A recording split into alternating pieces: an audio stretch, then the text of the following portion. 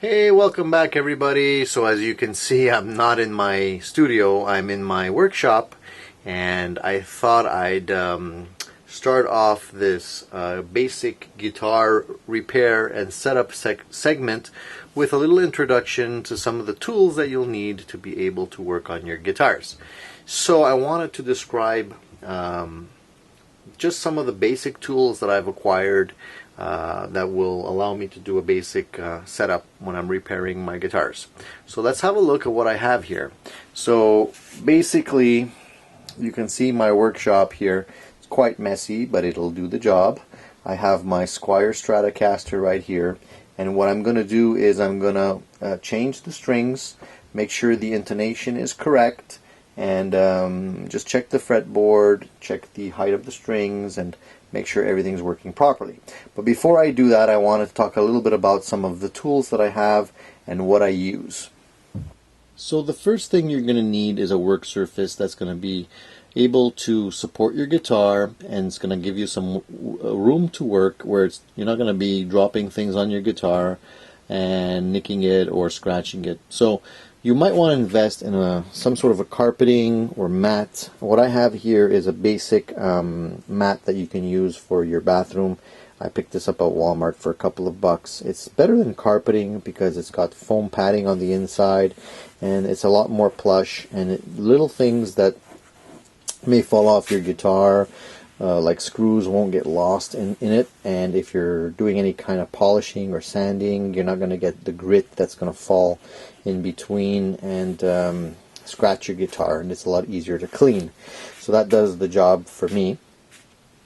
And also for the neck support, you can buy these neck support systems that they have, and some of them are quite expensive, but honestly you don't really have to go crazy. What I did is I just took some packaging material and I recycled it. I just notched it out so that it has the appropriate notch for the guitar neck. It's pretty much the right size, and it allows me to support the neck when I'm working on it without it being too high off, and works quite well for what I need. So some of the basic tools you're going to need when you're doing a restring are obviously some strings. You're going to need some good lighting. You're going to need some snippers to cut the wire. You want to get some snippers that will allow you to get pretty close to the edge that you're trying to snip. So don't get bulky ones. Small ones will do the job. You also will need some Allen keys. This one is for the truss rod. You can get a smaller one that will allow you to adjust the bridge saddles. And you'll notice that I had put some tape around mine. The reason I do that is because when they're in a bunch, it's easier to find the right sizes that you need when they're marked off like that. The other thing that you will need is a capo, and I would recommend getting one like this that can easily be put on and taken off. There's the cheaper ones that you can buy. I think I have one here someplace. Let's have a look here. Okay, so here it is. I finally found it. So it's a little wraparound type. It's a lot cheaper, but it's a little bit more of a pain in the ass when you have to install it on your strings. You know, it takes more time. So I wouldn't waste my time with this. Get one like this, much better. The other thing you need are some, let me just open this up. These are some feeler gauges, and you can get these at an automotive supply shop, and they're not that expensive. You can get the bigger ones as well. These are the smaller ones, but they work just as well. And what you'll do with these, basically, they go from 0.12 millimeters to 0.35 millimeters, and what you'll use these for is to actually feel underneath the strings as you're making your adjustments to make sure that the height is indeed correct. And you really need to have this. You can do it with a ruler, but it's a lot more of a pain, so I strongly suggest spend a couple of bucks on this. You will also need a pick.